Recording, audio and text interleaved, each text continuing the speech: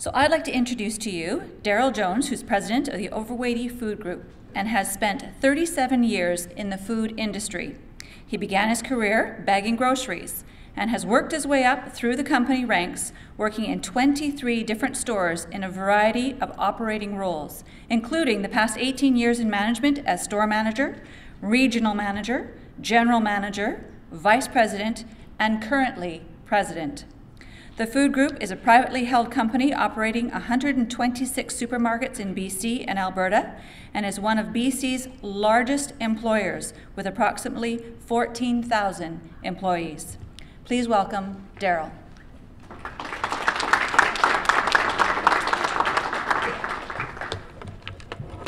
Well, thank you very much for that wonderful introduction. And I started when I was 5, if you're wondering how I did all that. There was no child labor back then. It's certainly, first of all, a pleasure to get the opportunity to speak to such a important group as we have here today, and certainly an honor for me to take the stage with people with the kind of education and background in the education as the folks are here. You know, I'm a simple man from the grocery business, but I thought today that I could share with you some of the thoughts and ideas that we think are important as education and business work together to the new realities that we face in the business world. So, as was said, we have a company in British Columbia and Alberta. Our company is privately owned. We're owned by Jimmy Pattison, who most of you may know. And we're very fortunate. Jimmy bought our company about 44 years ago. I think that's probably the same year that Don Boyd started teaching. So over those 44 years, we've been able to grow our company. We started in 1915, just to tell you a little bit about the Overwaitea Food Group. Started right in New Westminster by the fellow by the name of R.C. Kidd. R.C. Kidd was a very interesting fellow, and he offered his customers 18 ounces of tea for the price of 16, hence the name the Overweight Tea Company, and we've kept that name ever since. And Mr. Kidd believed one thing. He believed that the most important thing in his business, even almost 100 years ago, was people. And people continue to be the most important thing in our business and certainly in the education business, I'm sure. I want to share with you something that we have in our company that I thought might be worthwhile for the folks here. And that's our acronym, which is SPIFFY. SPIFFY talks about, and this is the code of conduct that we have for our 14,000 team members at Overwaitea. And it talks about, first of all, S, service, always customer first. So that means whatever we do, any one of the 14,000 of us, we have to think first and foremost, what's the best thing to deliver what's right for our customer. And that means our internal and our external customer.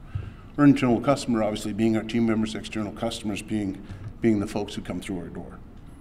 People. People are the most valuable asset that any company or any organization can have. It's the people that truly are the difference in an organization. Bricks and mortar buildings are there, they're of value, but anyone who's ever been successful at anything knows that the key is people. And for the education folks, it's your staff, it's your team members, it's the janitor, it's the fellow who comes in and cleans the lights, whoever that is. They're all valuable pieces to an organization. Next is innovation. And innovation is key. Innovation is something that happens if you have an environment where innovation is welcomed and opened. If you don't, you won't see it. If you do, it can change your world, it can change your classroom, it can change your school. But innovation only happens if it's free feeling to the team members that you have. Innovation, critical. Fun. It's funny to think of a company thinking that fun's one of their core values. Absolutely. If you're not having fun and you're not enjoying yourself in whatever you do, chances are you're not going to get the most out of it and you're not going to truly enjoy it. Remember, life's about what you have day to day. The end trip is the same for everybody. That's what you get along the way. So if you're not having fun in your work, not having fun in your school, it's going to be a tough life. Integrity. Integrity is critical. Integrity in business and integrity in life. Without integrity, none of the previous four things mean anything. You know, our owner, Jimmy Pattison, always says, look, it's real simple. Here it is. If you don't want to read about it in the front page of the Vancouver Sun Province, don't do it. Pretty simple. Keep your integrity high. Very, very important for us. You know, one thing that I'd like to talk about, and I might be a tad controversial, a few of the things that I say, but I want to make sure that we stretch everybody's thoughts to what the reality is that we see today in the business world. I had an opportunity about 2 weeks ago to have a luncheon, or actually a dinner, with 8 other CEOs of companies in British Columbia. And as I was there, and I knew I was coming to speak to this group, I really listened carefully to what they had to say and to what they saw the challenges are. These are the folks who are in today hiring the young people and the people of today. So I thought I would share a little bit about what I got from that meeting.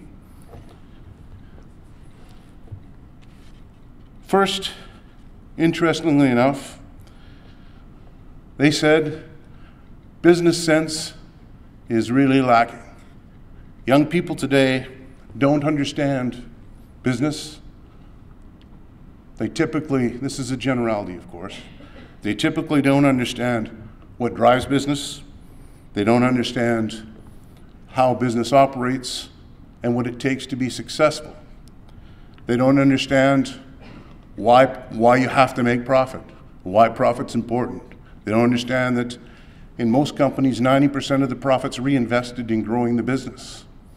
These are fundamental understandings that young people today, and not necessarily not so young people today, don't perhaps understand, and we think that's critical. The relationship between the education field and business is one that I don't think is anywhere near as developed as it could be.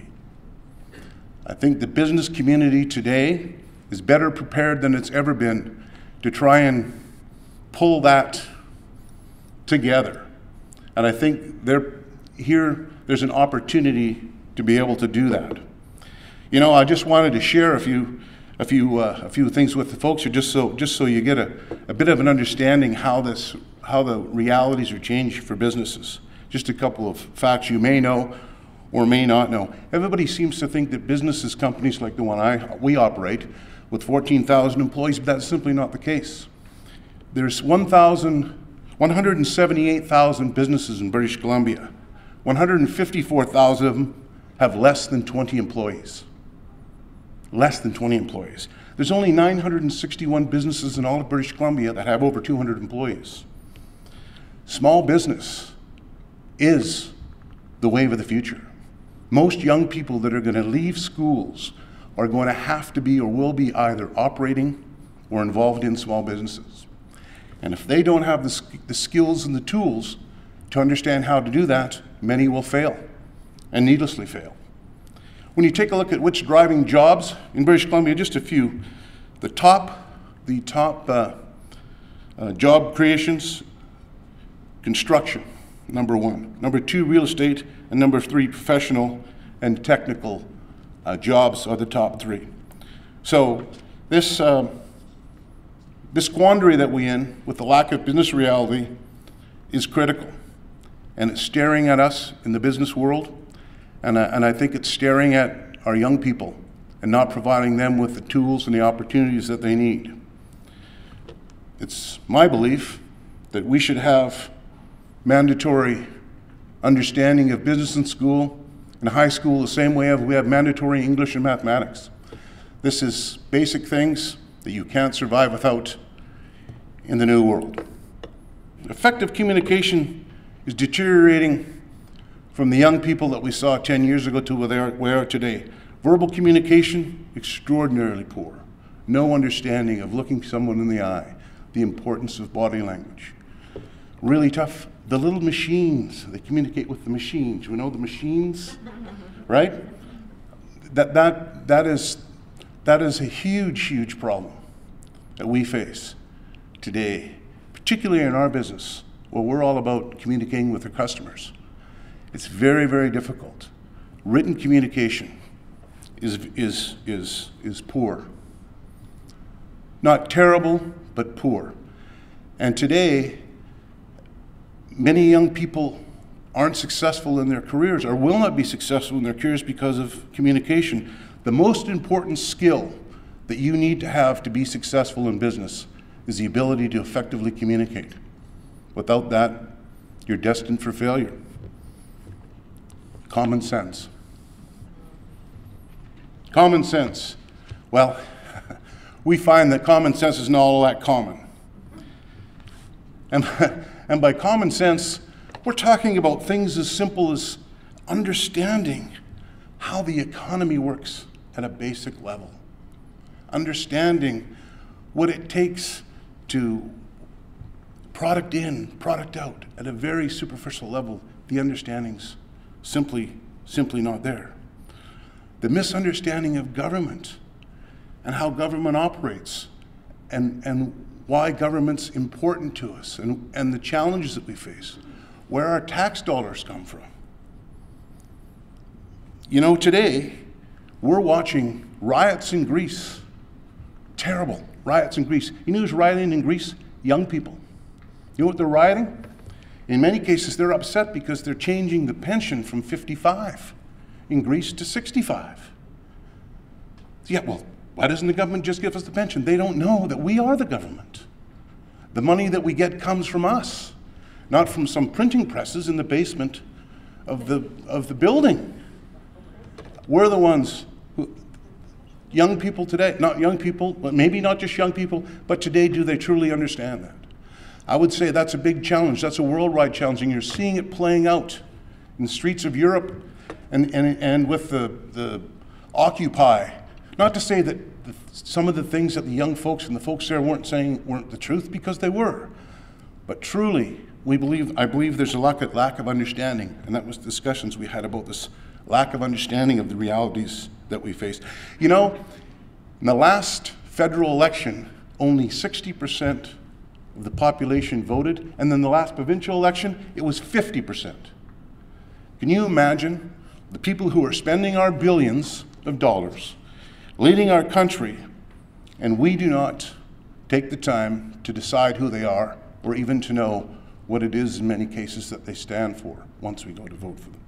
Very important to us. My final one before I turn it back to Manure and folks and you guys back on your track of talking about education, because this is about education, but you're hearing it from what happens once they leave the schools. So I hope you take it from that. That's what it's intended. Finally, does society evaluate success correctly? You know, parents often think that if your child doesn't get a PhD or an MBA or a doctorate, they're not successful, and therefore the parents aren't successful. Because parents today, as I'm sure you all know as educators, live vicariously through their children. And that is a serious problem for us. We seem to want to denigrate the master plumber or the finishing carpenter that builds the $25,000 dining room set that the wealthy fellow down the street buys, or the chef that you go into and pay $300 for a dinner. These are very important jobs. These are part of the jobs of the future. And I think it's important, we think it's important again, as I talked with my colleagues at that dinner, we think it's important that the young people today understand that success is measured in many different ways, not just in PhDs, but in what you are able to achieve in your life. A couple things, final things. I said success is like beauty. It's in the eyes of the beholder. But Einstein said it best. Try not to become a man of success, but try instead to become a man of value. So I urge for all of us to have our young people today come out and learn how to be men and ladies of value. Thank you very much for your time.